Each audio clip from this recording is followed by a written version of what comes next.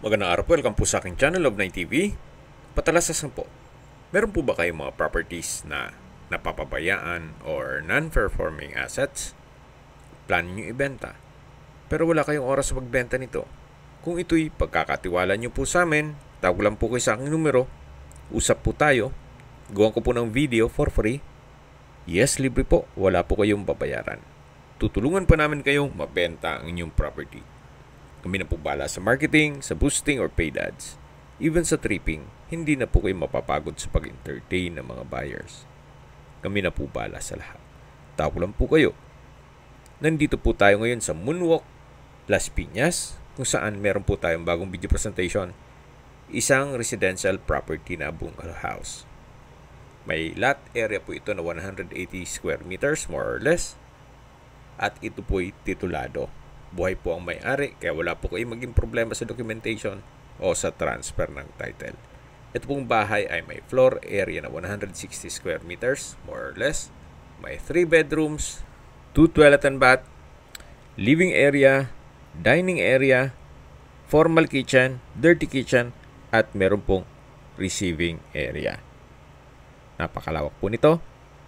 Mula po dun sa dulo hanggang dun sa kabilang side na may access po yan papunta naman sa may dirty kitchen.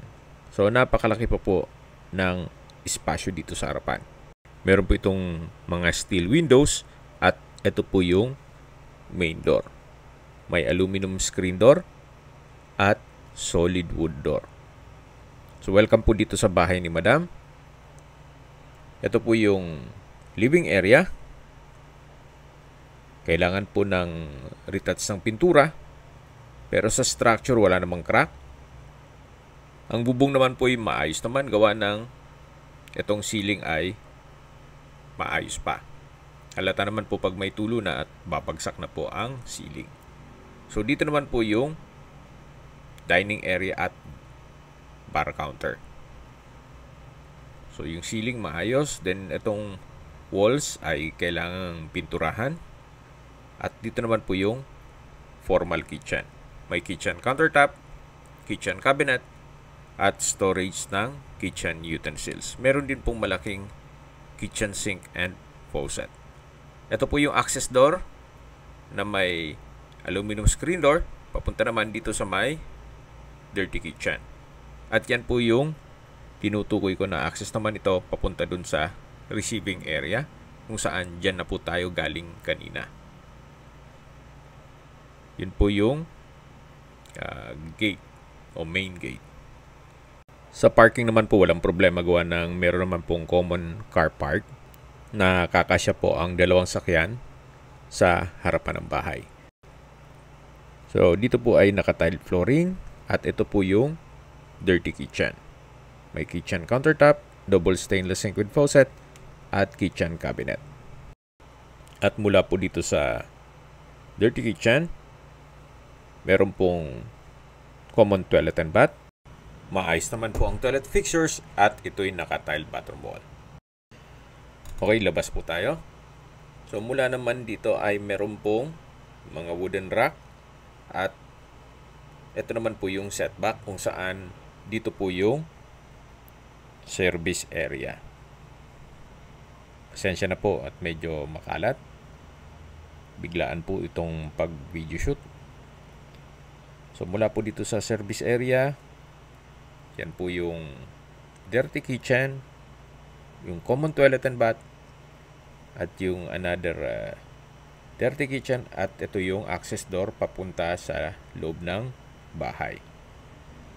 Yan po yung formal kitchen, dito po yung living area, at dito po sa dalawang kwarto ay hindi natin mapasok gawa ng meron pong mga natutulog.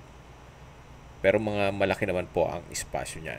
So ito po yung first bedroom at dito po yung second bedroom. Upon tripping po, pwede naman natin i-check ito. Nagkataon lang na may mga natutulog. So mula po dyan sa dalawang kwarto, ito naman po yung pangatlong kwarto o third bedroom. Sa espasyo, sakto lang. Hindi naman siya ganun kaliit at hindi naman ganun kalaki. Meron po itong from floor to ceiling na wardrobe. Then sa dulo po ay may steel window. Ito pong toilet and bath ay Jack and Jill. So sharing po ito mula naman dun sa isang kwarto na nakasarado, yung second bedroom. So ito yung naka-tile bathroom wall, may overhead shower, at maayos naman ang toilet fixtures nito. So ito po yung third bedroom. At paglabas nyo po, yan po yung living area, dining area at yung kitchen. Open concept lang po siya. Then ito po yung main door.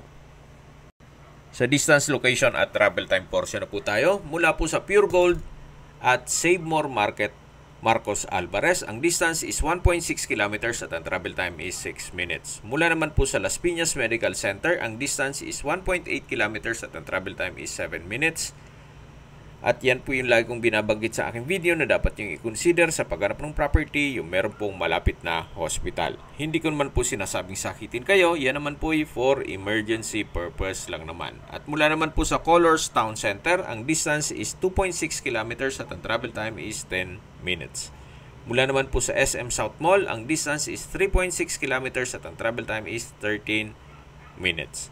Mula naman po sa Manila o sa airport, ang distance is 18 kilometers at ang travel time is 46 minutes.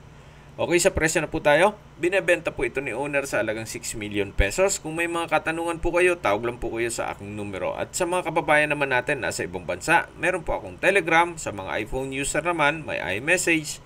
Meron din pong Imo, Skype, Viber at WhatsApp.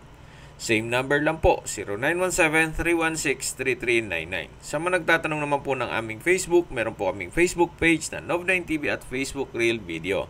Meron din pong TikTok at Instagram. May ibang YouTube channel po kami na The Nov9TV Channel, Nov9TV Listings at Nov9TV On The Spot. Real talk, real fast.